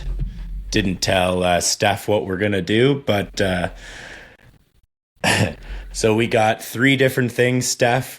We just go this or that, and you pick it and give your opinion. So, That's so we got pretty the cool. first one. Martin and I thought of these today. We got John Deere or Kubota. Tough one right off the... I think we already got I that guess we one. kind of touched on that, but... Okay, wait. So what do you mean? You want me to respond back to you? Yeah, with like this or which- that? Like, how do I know which one's this, and how do I which know one which do one's you that? prefer? Would you go Deere, Kubota? Oh, Kubota. All right, well, Yeah. there it is.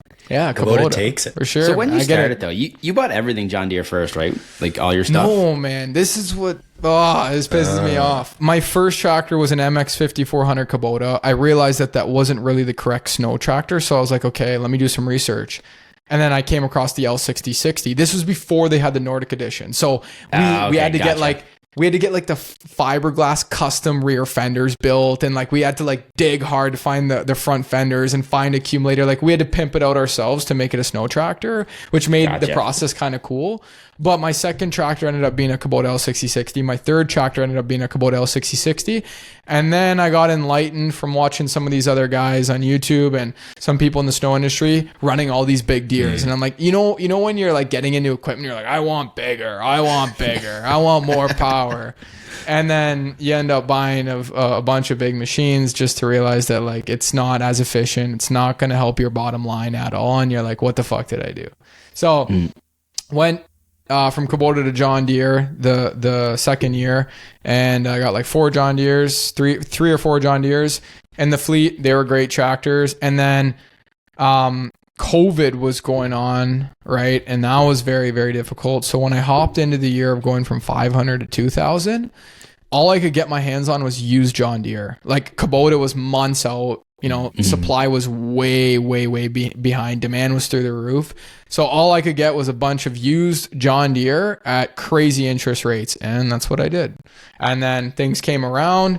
I really got to know the John Deere, really got to feel it out. I did buy John Deere for not just the reason that it was the only thing left. It's actually what I wanted. Like I will say that I did want it.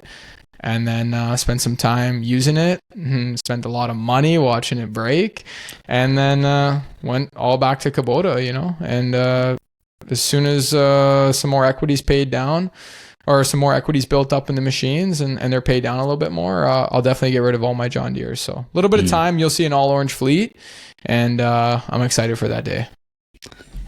Fuck yeah, I'm Kubota. excited too. Yeah, fuck yeah. Yes, sir. Well, we yes, know sir. Martin's answer, but Martin, what do you got? Oh, I'm going Kubota too. I was at my buddy's shop the other day. He just bought a mowing company and a couple John Deeres sitting in there, and I wouldn't even sit on the things because the bastard would take a picture of me sitting on them. I was like, fuck that. You know what? Yeah. John Deere is remarkable. They don't shy away from making, shitty equipment. They make the best equipment. They really do. But there comes a point where it's like you're probably paying for brand more than you are with quality on some pieces, because not everything's just made right by them. A lot of shit is probably subcontracted, but by God knows what factory who did it. They throw their branded paint on it and they're able to sell it at, X amount of money. It's like those 4Rs. Like those 4Rs didn't feel like a Deere. Like they don't feel like a Deere. We have bigger Deeres. They're made in Germany. You could feel the luxury. You could feel the power in them. You could feel just the robustness. Everything about them is just like, wow, what a put together machine. You hop in the 4R and I'm like, this had to have been built in China and then painted. Like it had to. Yeah. Like that's how it felt, right? So you could tell where they put their money into, where they put their time into. And I think that some of those smaller pieces, like the lawn equipment they make and some of the smaller tractors, like when you're up against a company like Kubota, who focuses all their time, all their money into their small compact machines, you're not really going to put up too much of a fight with them. They are a better machine. Right. So you'll watch more guys switch. Especially with me ranting out there about them, I'm telling you, like there's already some guys like taking the word and switching because they're like 10, 20 grand more. They're not as good as a machine. And it's like you're paying more money for less value. How's that add up? Sense. What kind of businessman are you? Fair enough. Right. Not adding up. Huh, okay. No. Well, I'm a Kubota guy too. I grew up on Dad's little BX 2260, I think it was, little tractor. Okay. And now I'm going to ask you what a machine, Oh my right? gosh. How well did it love hold that up? thing. Yeah. Bulletproof. It was an army tank. That's right. I started when I was like, I had to have been 11 or 12 years old on that thing. And I'm still ripping it all the time. I had yesterday, the other day, yesterday. Didn't you? On your story, See? Yeah. 20 years Kubota's later. put all their time and money into focusing on the compact units, and they've done well with it. It shows. Now they start falling apart from the 5 Series up. That's where they lose their touch, because they're putting more of their time and their money into those small machines, and that's why they're perfected. That's why they're the best. That's why they're the best bang for your buck. The big machines are they're jagged. They're not as nice as a John Deere, not even close. But you'll pay 30-40% more for a John Deere. So for a snow guy like me, I'm going to still go with Kubota for the big equipment, because I only use it for 250 hours, 400 hours a year. So I don't need your Cadillac. You know, I don't need it. It just doesn't make sense. And especially if you're growing too, right? And adding, I think you had 17 or 15 machines or something this year, like 22 this year. Yeah. So it was 30% on 22 machines. That's a fuckload of money. You know, that's a lot of money to split up, like, with the whole entire company, though. Get some good people and, you know, split some money up with everybody. It's better decision making from an investment standpoint. Like, you know, some guys I feel like run green because it is maybe better service for them in their area, but I think there's some guys who run green because of pride, and they're like, I want to run green because I like John Deere, I like the brand. When it's like, dude, there's opportunity to put way more money on the bottom line to not only grow your company, but feed the guys in your company more. And you could also walk away with a little bit more scratch. So, like, for me, I could put my ego aside and be like, you know what? Sure, I actually do like John Deere green and yellow. I think it's a nicer looking brand. I think they look sharp. But I'll put my pride aside and say that I look at a Kubota and I just think of dollars. And I'm like, oh, I love it. You know, so. Can't beat that. Well, I love it. Big Orange takes the sweep. No. All right. We got the next one. We got ramp racks versus trailers, because we noticed you're adding some ramp racks. Yeah. So I fully equipped 4 trucks with full ramp rack setups. So I'd be ignorant to say that trailers aren't a good setup, because I haven't gone balls to the wall with mowing. I haven't done, you know, these crazy projects with cleanups, spring and falls yet and stuff like that. But for what we've done with them so far, my guys said it's the best investment they've ever seen. Like, they absolutely love the ramp racks. We've been doing spring cleanups with it. We've been doing gravel displacement with it. And I got all the attachments on them, where you could put your trimmer rack attachment there to put your trimmers in, or your paddle brooms. Got the spool for the line, for the weed whacker. We got the gas can holders, the leaf blower holders, the backpack blowers, the rake shovel holders. We went all out. I got every single attachment you could imagine on the ramp rack. And dude, my guys are in love with them. Nice. Okay. Yep. So I'm going ramp rack, but I ain't stick with ramp rack. Fuck a trailer. I'm going with I'm going with ramp rack. Yeah. Yeah. So what's your guys' vote? I've been running trailers forever, but I think my next one's going to be a ramp rack. Just so, because like the problem is I get employees that can't drive a trailer.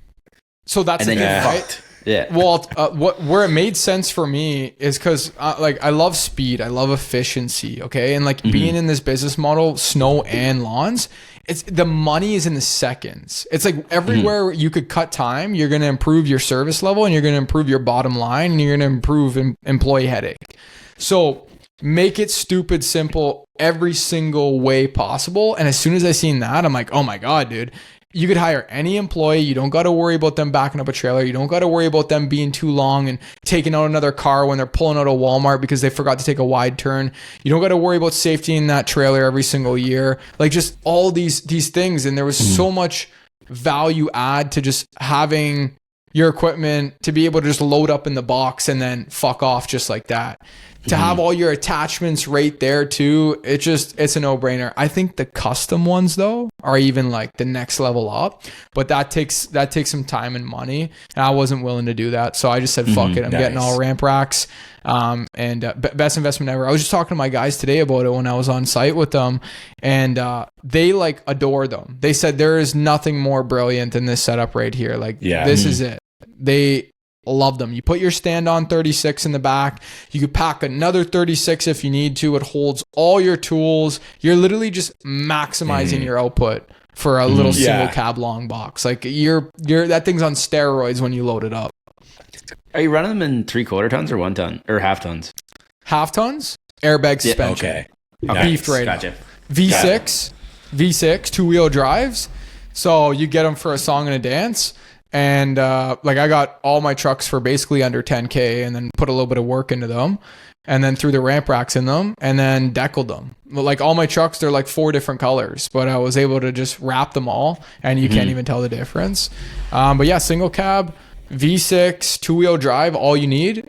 You could get, a 4x4 V8, but it does the trick. V6, 2-wheel drive is all you need. You just load up that box with the air suspension, and we tied in our air suspension right beside our license plate. So literally all you do when you put a fuckload of weight in the back, you just go grab the air hose, add some air, and you just watch the back end lift right up. That's cool. It's brilliant. What are the chances I have a regular cab, 8-foot box, V6 truck sitting in my yard right now? Well, dude, you should start chopping be my ramp rack. Get a ramp rack. Yeah, going. dude. What are you sleeping on it? Sorry, I did miss that. It has to be a long box. Right. Yeah, I did miss that. Yeah. It can't be a short box. You'll fuck the whole thing if you do use a short box. So, me. It's impressive, man. I recommend making the investment like ASAP. It's the best money you'll ever spend. It's because like I'm looking at buying another trailer. Because I'm looking now at buying another trailer, and I'm like, I can probably buy a ramp rack for cheaper than I can a little 7x12 trailer. I got the fully loaded one. I recommend you get the fully loaded one. So the fully loaded one came with the headache rack. I like the headache rack because the guys can put stuff on it. And then just in case, like if the guys slam on the brake, a mower's not going through the back windshield and fucking killing them.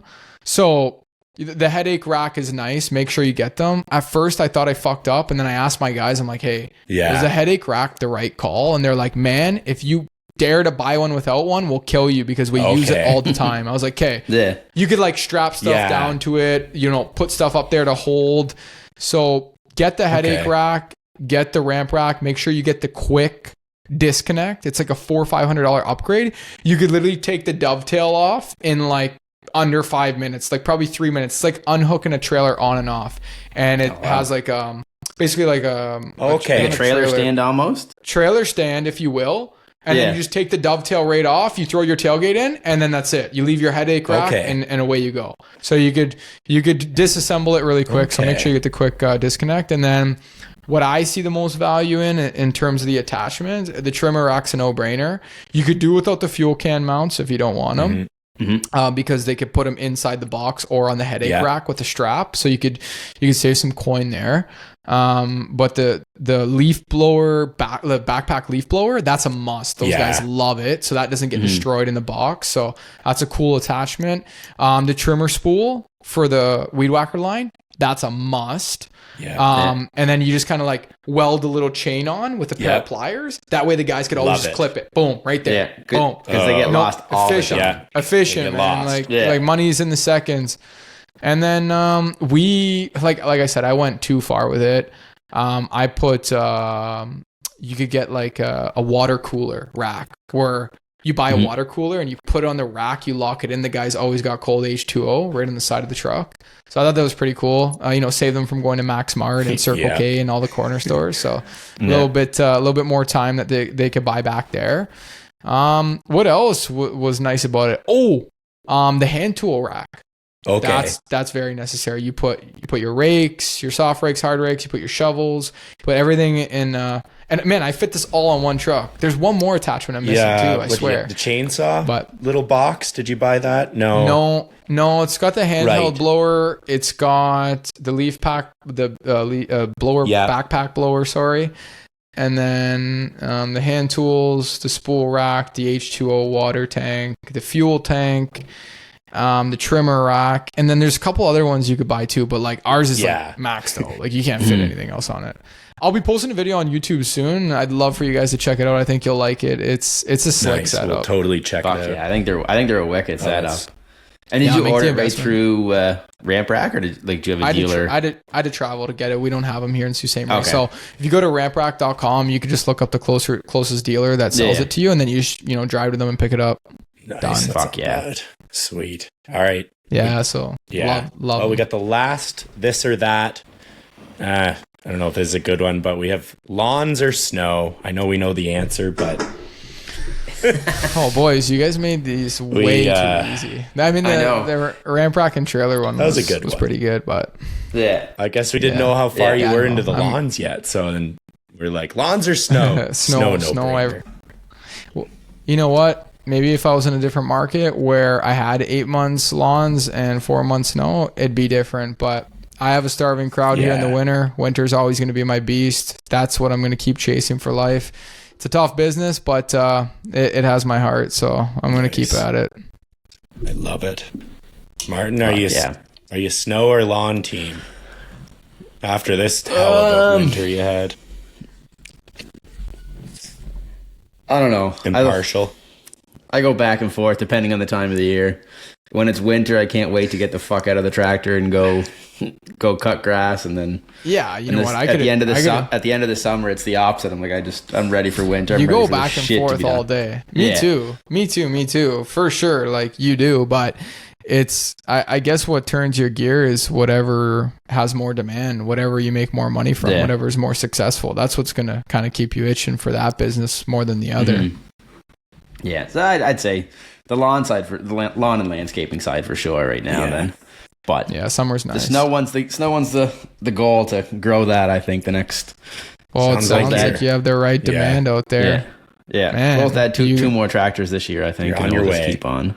2 more. Fuck it. Make it 4, Yeah. man. I'll Fuck that. I'll try. If I can, make if it I can 4. sell it, I'll try. We'll see what we can do. Make it 4 with that type of snow you guys got out there. It sounds like, what's your average? You asked me average accumulation per year. We're looking at between 350 centimeters to 450 centimeters where we live. That's kind of like the average. Yeah. So what's your average? We're probably like the 350. Oh But man, like we'll you get gotta that. But we'll get that in like last year. Was it last year or 2 years? I think it was 2 years ago. We got like 495, and we got that in 13 plows. Wow. Big- So you get yeah. big dumps. Yeah, oh yeah. We get like I think in like it was I think it was 2 winters ago. It was like So all within the 2 snow weeks just we comes had at like once. we had like 3 45-centimeter storms. Yo, Martin, So- you got literally a gold mine on your hands. You just got to be able to market your ass off, sell your ass off, and you'll be able to scale that beast. And then we'll talk a couple of years from now, and you'll be like, oh, I love the snow business. Yeah, Way more than Fuck yes, lawns. no, fuck Yeah. the lawns. I'm all But- snow. But that's the thing. Like I've never marketed snow. I've never done. See, I don't do any like at all. Like it's. yeah, you'd blow it I out. should. But You'd blow I need it to out. find those snow Yeah. stakes that you have with your name, the Yeah. number that on. would Yeah. help. Yeah, I keep that Yeah. pretty confidential, but I'll tell you for sure. I Yeah. just don't post Oh about yeah, it anywhere no. online. I wouldn't either. Yeah. No, I don't. 'Cause, I've asked. they're a few easy to people, and They're get. just like, yeah. They're easy to get. Like, I'm not opposed to telling people, but I'm not gonna like free reign market them all over YouTube and Instagram. So like, I could have kids with snowblowers trying to compete out here. No, that's So Yeah. nice. But we'll see. Maybe that would be the goal Yeah. for this year. Try to get 4. no, it See is. what I can It's do. the goal. It is the goal. Nice. We'll It's the check goal. back There in you go. November. Well, Steph, man, do you got a love piece it. of advice for someone? So this is where we're gonna wrap Kinda it up. Eh? Yeah. Hey, we can keep rolling. Whatever. We're easy. No, that's fine. What are we clocked in at here? An hour and 40? That's not Probably bad. one of the longer ones I've Yeah. done for sure. I have fun. Oh, I we'll have do this fun. It's again, good meeting 100 people. If we were doing this Well, over dinner, Yes. oof, We want to that'd be hear about the amazing. lawns in a That'd be couple amazing. months, right? So Yeah, I'm definitely gonna try to make myself and everybody else around us as proud as could be, but definitely need a little bit more time with that business. It's just not there's not so much a starving crowd for it as if I was down south. You know, we have a little bit of a different economy. Snow, you need snow here, or else you ain't getting the fuck out of your driveway. No choice. Okay, grass cutting, people could do without. They could get a young kid to do it. They could wait weeks to do it. You know, they could get their grandson to come over and cut it. It's just a little bit different. Anyhow, piece of advice. Is that what you asked? Eh? That's what I asked. Yeah. When I know you got lots, but I mean, I don't know. I think that something that's really, really important to me and something I've learned over the last 4 years in business now is I think if you really want to be remarkably great, you got to stick to one thing. mm-hmm. I think if you really want to be the best at what you do, you got to just do that one thing. Sidney Crosby didn't get good at hockey playing golf and soccer. He got good at hockey by putting crazy amount of hours into doing that one thing. I think that business is very much the same game. Like, we're out here, all of us, playing the game of business, and it very much resonates with me, kind of like sports and other activities you do in life. Like, really, business is just like this infinite game that never ends, and there's so many layers and so many components to it, and it's so exciting. But I think that it could also be very distracting, because you look at a lot of other people and you see the way they make money, and you could get really easily distracted and influenced to kind of piggyback what they're doing or shift your focus. And I think that if you find something that you truly love and you know you're good at it and you've proven to yourself success from it, I think that you just shouldn't stop ever. I think that you should just keep climbing the ranks and climbing the ladder and not stop until you're blue in the face. Just keep going and see where you end up. So my piece of advice, if you're good at something, stick to it. Don't change. Love it. That's all. Double and triple down on it, right? Yeah. Quadruple, baby. Unreal. Yeah. Cool, man. Well, where can everyone find you on socials? Okay, so you can find me. You can find me on social media: YouTube, Stefano Narducci; Instagram, Stefano Narducci; TikTok, Stefano Narducci; Facebook, Stefano Narducci. Just literally my name across all platforms. And then I just recently acquired a snow page that used to be owned by some vets in the snow business. Well, I shouldn't say vet. One of them was a vet, and then one was a guy my age. His name was Nick Bonner. He actually got out of the snow business, and there's a nice little community page on Facebook called United Snow Pros, USP. Similar to the Stripe Life, but for the snow side. The snow is a much, much smaller niche, but I have a really big goal of trying to grow the niche. I have a really big goal of trying to grow the community. And please, both you, Martin, Brandon, make sure you guys go onto Facebook, look up United Snow Pros. I just acquired the community like 2 weeks ago, and my plan is to grow the niche really, really big, and just help each other out. You know, I want guys like yourself, Martin, Brandon. It's a community of about almost 3,000 people in it right now, and all we do is talk snow. We talk inverted blowers, we talk tractors, we talk pickets, we talk marketing, how to fix damages to driveways, how to do this to your tractor, modifications, you name it. It's a community to help each other grow in the niche. I'd love for you guys to be a part of it, and for anybody watching, send in your request. If you have a snow business and I like you, or whatever the case might be, I'll accept it. But no, for the most part, I want to make it free range. But I'm not trying to put people that aren't in the business in it, because then it kind of gets cluttered. So if you're in the business of residential snow, or you want to be in the business of residential snow, please send your request in. I'll accept it. You can come into the community and we'll show you how to grow this bitch. I love just like it. that. So yeah, United Snow Pros. That's something new. And then for the businessmen, Northern Snow, Northern Lawns, you can look us up on Google. We got some stuff on Instagram, of course, too. You could check out, and YouTube and whatnot. We kind of keep it professional in that aspect, but all the personal stuff's on my page. Okay, cool. Awesome, Sweet, man. Unreal. Well, thanks guys for listening. Appreciate it. Subscribe, rate, and follow the pod. And thanks again, Steph, for joining us and having a convo. We really appreciate it, man. You know what? This was an amazing pod. You guys are wonderful. I definitely can't wait to meet you both in person. Just want to say I appreciate it big time, and let's pray for Toronto to win tonight. Yeah, exactly. Hopefully I'm terribly wrong. Yeah. Unreal, man. We'll meet up when we're all maybe in the big city, and we'll have a beer. Sounds like absolutely. A plan. All right, guys. We'll see you next Tuesday. Awesome. See you later.